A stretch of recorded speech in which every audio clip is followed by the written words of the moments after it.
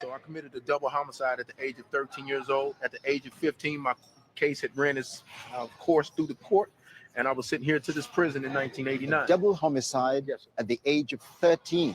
13, yes, sir. That's very, very young. It's tragic, to say the least, and it is very young. Absolutely, it's unheard of. You know, wow. It's unspeakable, to say the least. Even reflecting on it almost 25 years later. In August, it'll be 25 years since that crime took place.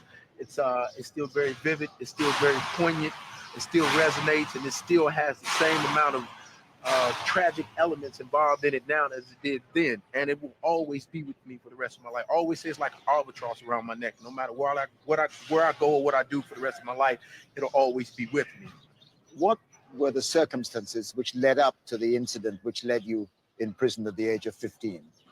Me and a friend had basically planned to get money to go to a fair, and to do so we're going to cut grass, and we went to a home basically, and they said they didn't want their grass cut, and rather than continue on the vein and go to the next home, we decided to push into the home essentially, and it ended in a double homicide. It's that simple.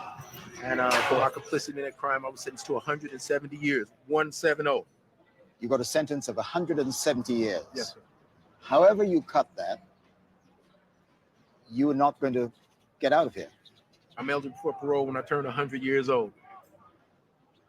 Have you ever thought about all the things that you have missed that other 15-year-olds go through as part of their normal lives? Absolutely. I've never been to the prom. I've never driven a car. I've never had a driver's license. I've never filed tax returns. I've never been on an airplane. I've never traveled abroad. Should I continue? My life has been lived in this prison, and it seems as though I've been in this prison so long that I've never been free. 25 years in prison, you know, it's a long time. Especially when you come in at the age of 15. Yeah, really. Ariel, thank you so much for talking to me. Thank you for taking the time. I appreciate you. It's back, and we know that's what modern policing is, by the way, because we will lock you up for 10 years for $100 worth of food stamp fraud, but if you take $12.5 trillion. So we know that law enforcement has got nothing to do with enforcing the law. It's got nothing to do with good modern policing is, and it traces back, and we know that's what modern policing is, by the way, because we will lock you up for 10 years for $100 worth of food stamp fraud. But if you take $12.5 trillion on Wall Street, 20% of the net worth of this country, you will not do 1 day in jail. So we know that law enforcement has got nothing to do with enforcing the law. It's got nothing to do with good people and bad people, lawbreakers and the law abiding. It only has to do with controlling certain people. And black and brown folks know who those certain people usually are because it's always been them. See, black folks know that it was cops who were involved in race riots and racial terrorism against black communities for the first 50 years of the 20th century. You didn't learn about that in class either, and that's not your fault.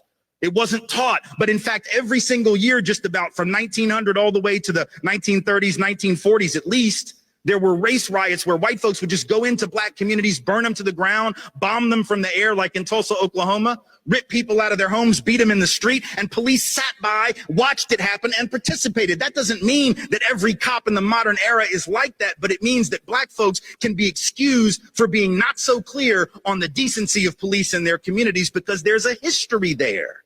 It was police who dragged black folks and white allies off of those sit-in stools at lunch counters in the South to enforce segregation. See, when your job is to enforce the law, and for most of American history, the law was against you as a people, then enforcing the law means you are the first line of oppression.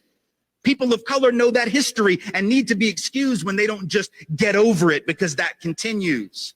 How do we know it continues? Very easy. We know from the data on racial profiling that black folks are twice as likely as white folks to be stopped and searched for drugs, even though white folks are more likely to have drugs on us on the occasions that we're searched. White folks use drugs and sell drugs at the same or higher rate than black folks and Latinos, and yet it is black folks and Latinos who in any given year make up 85 to 90% of the people who get arrested and incarcerated for a drug offense. See, people of color know that. And if we don't understand when black folks rise up and say Black Lives Matter. Well, what do you mean? All lives matter. Yes, sweetheart, I know they do. Yes, they do. And that is a totally irrelevant and unnecessary point to make. You see, you don't have to say all lives matter. We take that for granted. What we've never accepted in this country is that black and brown life matter. You have to proclaim that which is ignored, you see. That's why we have Black History Month right now and not White History Month. We don't have to have White History Month because we got May and June and July and August. And every other month where we learn about white folks, we don't have to call it that. See how slick that is? That's how white supremacy operates. You don't have to call it White History Month. You just call it history. Worse niggas. That's why we created the Real Nigga University. A training camp for black people who believe they're the real Israelites. Christ said this, my sheep hear my voice. These men found us. White people are a virus. The only way to get rid of it is the medicine. Real niggas are the medicine. They're allowed to date white women? No, they're not allowed to date white women. But when brothers come into the school, they might have a white woman already. Some people have a hard time with that because of how harshly we teach about white people. What are your plans for her and her kind? It's not really our plans, it's God's plan. According to the Bible, God is going to avenge black people for what white people did, so they go enslaved. You know, they got to be in chains. They got to build our kingdom. They got to serve out the judgment for touching God's people. But why do they want revenge so badly? I was invited to their headquarters to take a closer look. When you come in, you actually step on the white man. So this is called the Russian icons. And when you open it, these are the original artwork and imagery of Christ. Are you guys labeled as a terrorist organization? I know we're a hate group. We're labeled as a hate group. We're not a hate group. We're a love group. The brothers that we need to bring in here, they're a hate group. They sell drugs to their own brothers. They sleep with their brothers' wives. We don't have the physical chains on us no more, but the mental you guys have done to us is why we come across as a hate group.